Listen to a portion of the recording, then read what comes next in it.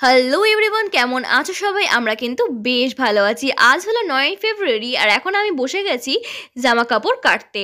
জামা কাপড় কাটতে অর্থাৎ কালকে রুদ্র স্কুলে অ্যানুয়াল স্পোর্টস আছে, আর স্পোর্টসের পাশাপাশি ওদের কিন্তু গোয়াজুলাইগ অনুষ্ঠানটাও অনুষ্ঠিত হয় ওদের স্কুলে। তো আজকে সেই গোয়াজুলাইকে কী সাজবে না সাজবে তারই প্রিপারেশন চলছে। এই দেখো চটি, এই দেখো চটিটার অবস্থা দেখো, একটা পাটি চটি, এখানে ছেঁড়া তাপি মারা প্যান্ট, এখানে আমি কিছু কাপড়ের ওপরে লিখছি, এটা কাগজ না, কাপড়ের ওপরে লিখছি শিশুই দেশের সম্পদ, আর একটা লিখেছি আমি পড়তে চাই। এই দেখো এই জামাটা কিন্তু গোটা জামা ছিল, জামাটাকে আমি কেটে হাফ পোর্শন করে ফেলেছি, আর এইসব লেখা দেখছো তো এই জামাগুলোর ওপরে মারা হবে। এই দেখো প্যান্টটাকে কী অবস্থা করে ফেলেছি, প্যান্টটাকে তাপি মেরে একেবারে নষ্ট করে ফেলেছি।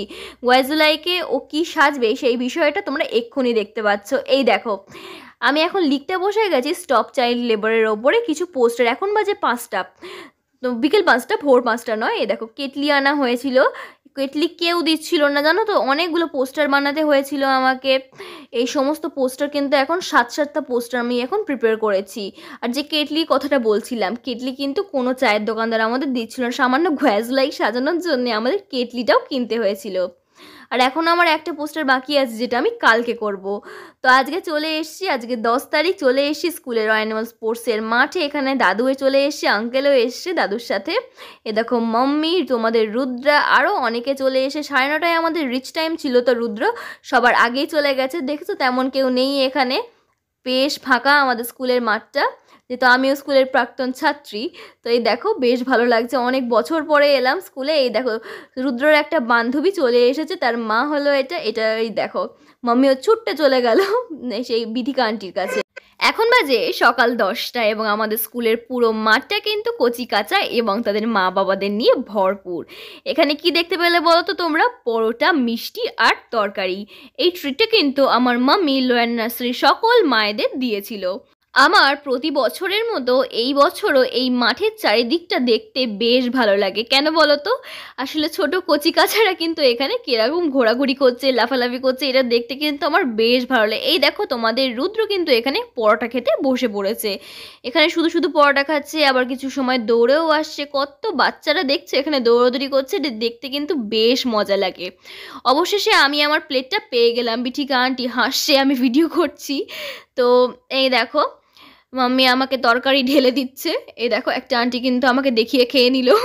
এই দেখো অবশেষে তোমাদের রুদ্র সমস্ত স্কুলের ছাত্রছাত্রীরা স্কুলের গ্রাউন্ডের ভেতরে কিন্তু লাইন বাই দাঁড়িয়েছে, কারণ ওদের বাইরে বের করা হবে, এবার ন্যাশনাল অ্যান্থাম শুরু হবে। তো এই দেখো বেরিয়ে পড়েছে ওরা স্কুল থেকে বাইরে, গ্রাউন্ডে স্কুলের যে মাঠটা আছে সেখানে।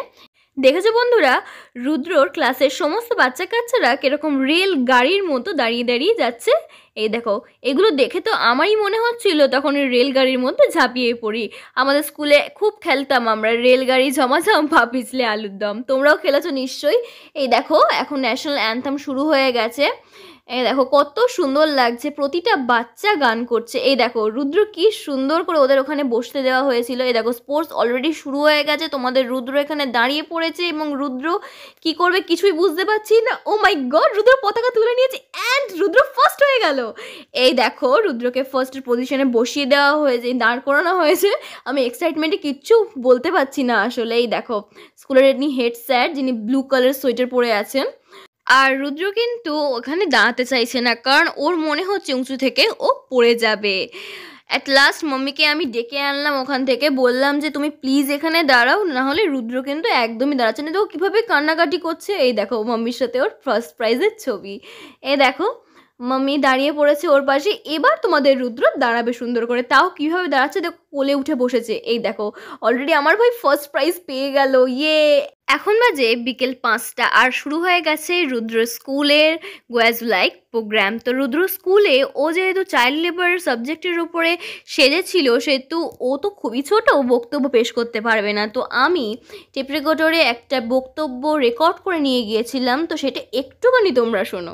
আমি অভিনন্দন গাঙ্গুলি, বর্ণপরিচয় নার্সারি, কেজি অ্যান্ড প্রাইমারি স্কুলের লোয়ার নার্সারির ছাত্র।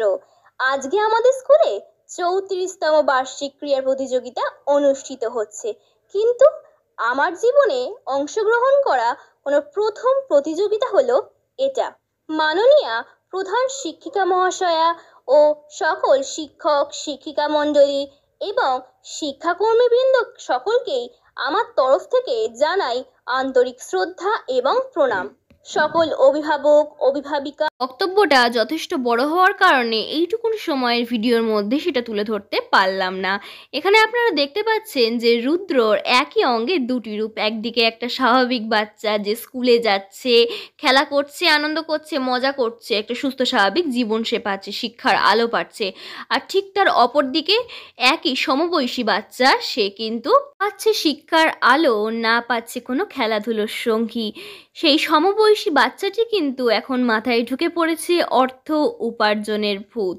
কারণ সে অর্থ উপার্জন না করলে সারাদিনে সে কি খাবে সেই চিন্তা তাকে করতে হচ্ছে এইটুকুনি বয়স থেকেই। স্কুলে আমরা স্টপ চাইল্ড লেবারের ওপরে এই বিষয়টাকেই তুলে ধরতে চেয়েছিলাম। তো সেই বিষয়টা সবাই ভালো করে বুঝেছে এবং এখানে দেখছো কিছু কিছু পোস্টার লাগানো আছে, construction, vegetable shop, hotel, garbage. এখানে যে সমস্ত শিশু শ্রমিকরা এখানে কাজ করে সেইটা তুলে ধরা হয়েছে। আর পাশে একটা ব্যানার আছে যেখানে লেখা আছে stop child labour, start education. তো এটা আমাদের করা সার্থক হয়েছে। বর্তমানে রুদ্র তৃতীয় স্থান অধিকার করেছে তার স্কুলে। এই দেখো এখানে দাঁড়িয়ে আছে রুদ্র। যুগ্মভাবে অনেকেই হয়েছে, তো 30 জনের টিম ছিল, সেখানে রুদ্র থার্ড হতে পেরেছে। এটা আমাদের কাছে অনেক বড় পাওয়া। আর ফার্স্ট হয়েছিল স্ট্যাচু অফ লিবার্টি। এই দেখো রুদ্রর প্রাইজ। তো এরকম ভিডিও দেখতে আমাদের চ্যানেলটা সাবস্ক্রাইব করো।